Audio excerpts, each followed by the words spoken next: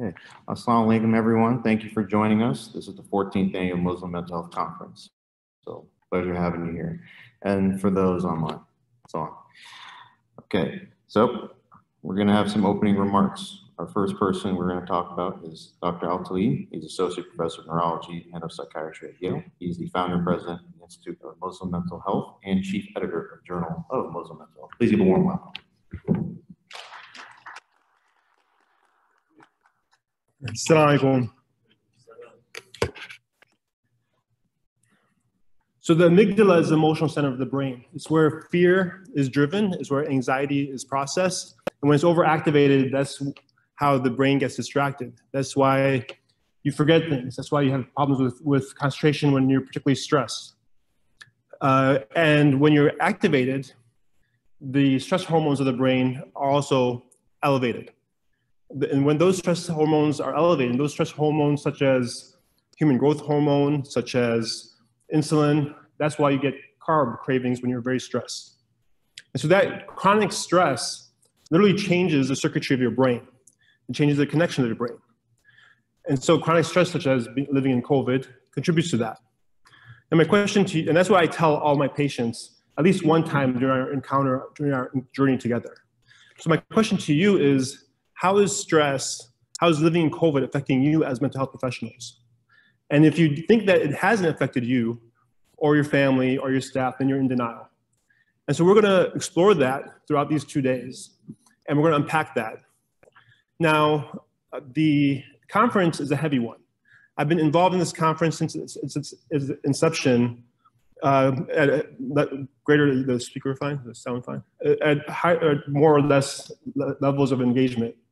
But I can tell you that the conference, we deal with very heavy issues. And the proverbial trigger warning, your amygdala might be activated during that times. But the purpose of this conference isn't to stress you even more, is to connect you, to your colleagues. Many collaborations have come out of this conference, many research collaborations, clinical collaborations, many friendships have come out of this conference. Really, this conference is really energizing. And so I would really invite you to, if you're feeling overwhelmed, take a break, indulge your carb craving, enjoy New Haven pizza, and meet people and connect to people. That's what calms down the amygdala. That's what fires up the dopamine and serotonin systems and circuits. And what we do know about stress and amygdala and relaxing the amygdala is gratitude often activates those pleasure circuits. So I want to start by thanking all of you for participating. I want to thank Farha Abbasi, whose vision and leadership is the person that started this conference, developed this conference, and maintained this conference from Michigan State University. Dr. Magen, who's the chair of psychiatry at Michigan State University. This technically is a Michigan State University conference. We're just hosting it at Yale this year. And so their support and their work has sustained this conference over the last 14 years. Of course, Mary Ferdosi, she's the administrative lead of this conference. She's the one who maintains this conference and makes it happen. And I'd like to thank Yale for hosting this. Dean Lattimore, who will be welcoming you shortly, helped make this happen, the face-to-face. It was very difficult, as you can imagine, organizing a hybrid conference. This is the largest conference Yale has had since COVID. So we were kind of the first major hybrid conference as people start trickling in at Yale. And I want to also thank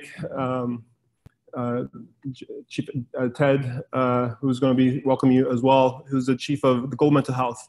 I'm very excited to be part of the Global Mental Health program at Yale because global health is about sharing information about us as a community working together to make mental health better for everybody. And so with that, I will give it to our Dean, Lattimore.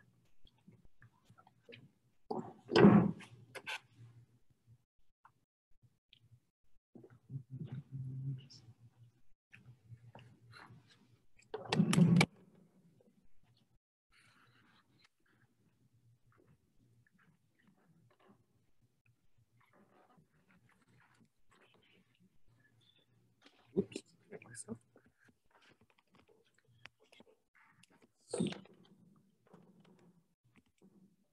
Go ahead.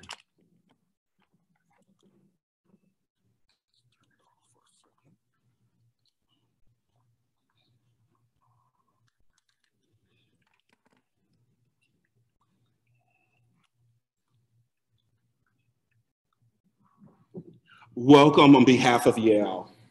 First and most importantly, I want to thank you for being leaders.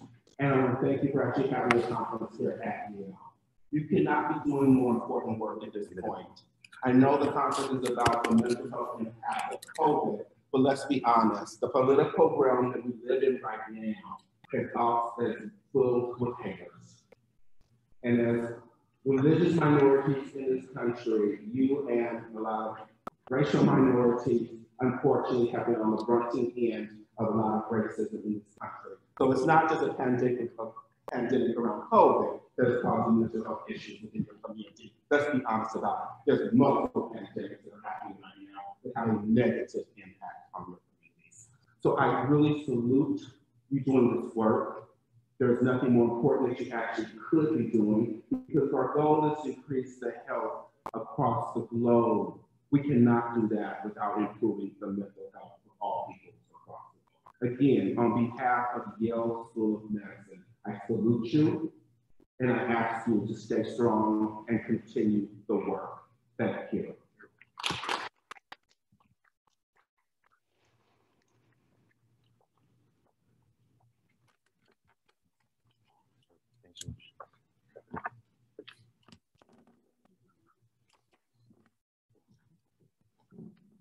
All right. Our next person to introduce is Ted Nacho. He's the Chief Director of Yale Global Mental Health. Please give a warm round of applause.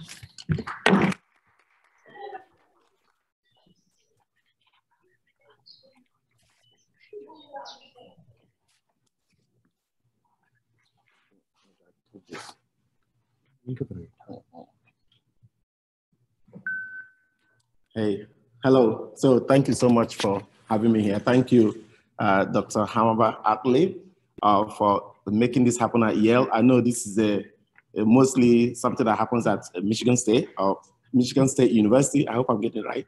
So we're really happy that we're able to host it here at Yale. And I have to say, I was telling Hamada that this is a labor of love, right? Trying to organize a conference during COVID, in addition to everything else, takes a lot of fortitude and perseverance and patience and love, actually, for what you do. So thank you so much for the organizer.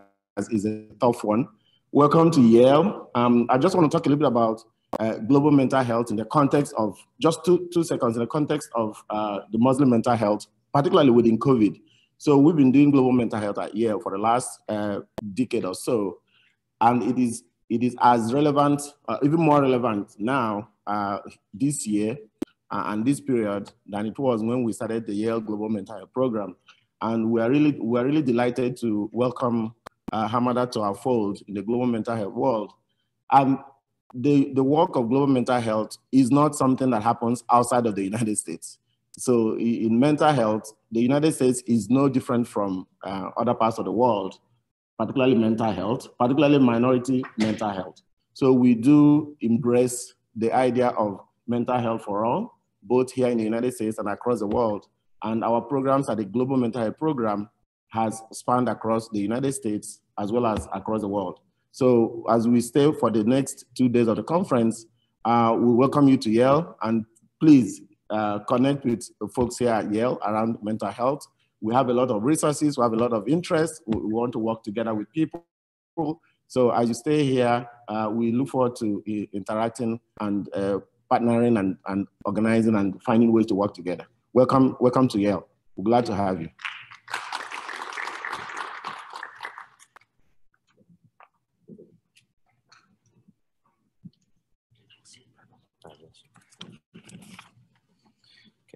Our next speaker is Dr. Jed Magen. He is Chair of Psychiatry at Michigan State University and has been a great supporter of this conference. Thank you. So I am Jed Magen. I'm the chair at Michigan State University. I'm coming to you from Michigan State University because somebody had to stay home and take care of the patients. Hang on, the volume's not up. Hold on. Oh, okay. That's what I'm trying to see.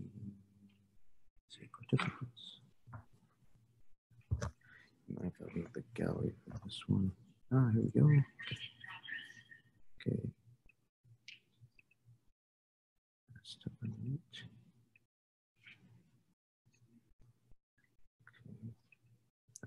Can you speak? Go ahead. Yes, how's that? You should be on there. Ahmed, you might need a bit of assistance. Ahmed, might need assistance. Okay, he's unmuted. Sorry about the technical difficulties. 1 second.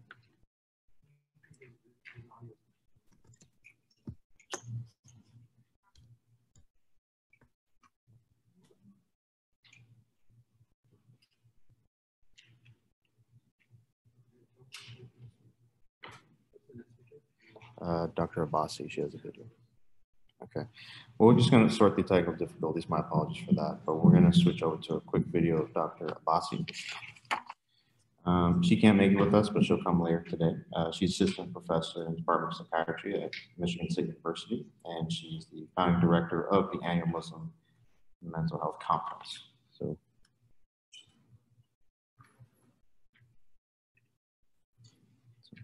okay, the video.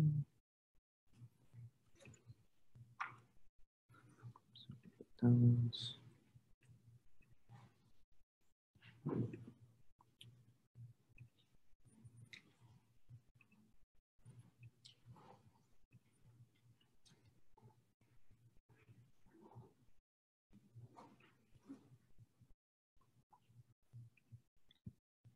a word from Dr. Abbasi.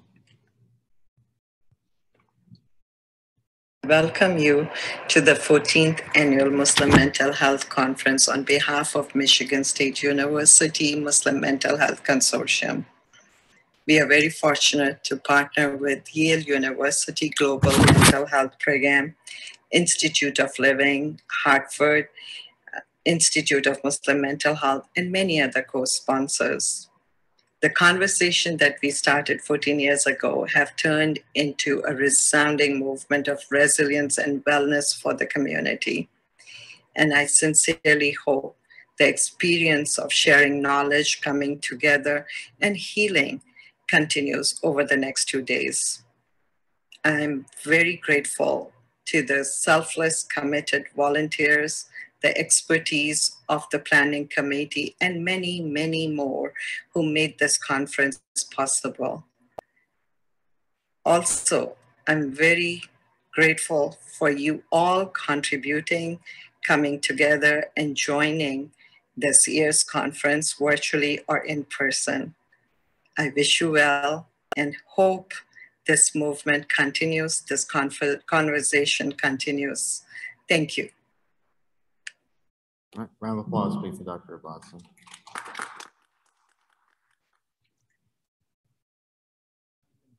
Dragon, yeah, okay.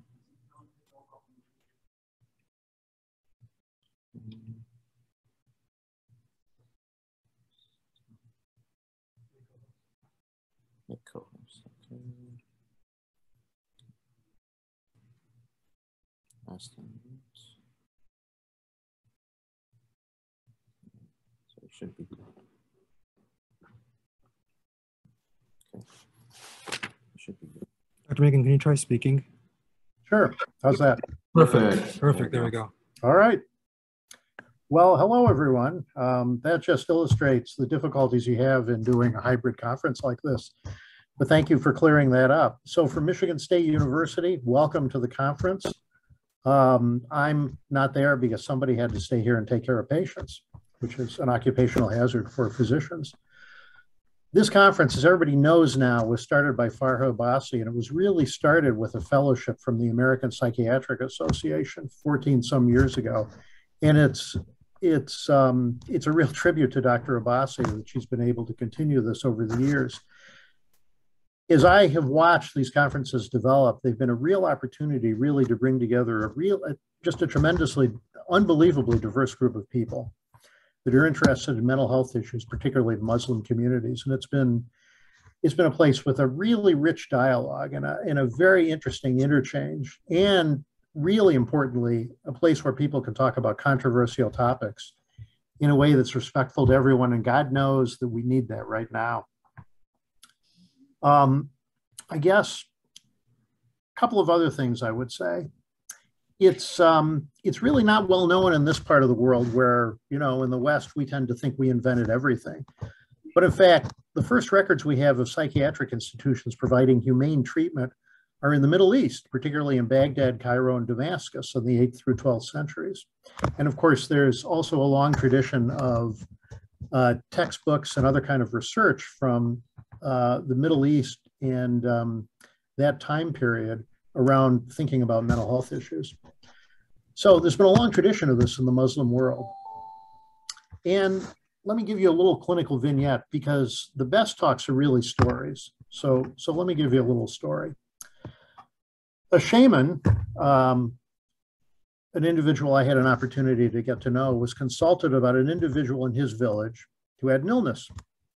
Shaman gathered the people of the village in the central area and performed a series of rituals and administered some potions and so on with the sick individual. And then he announced the sick person was cured. Well, why is that important at all?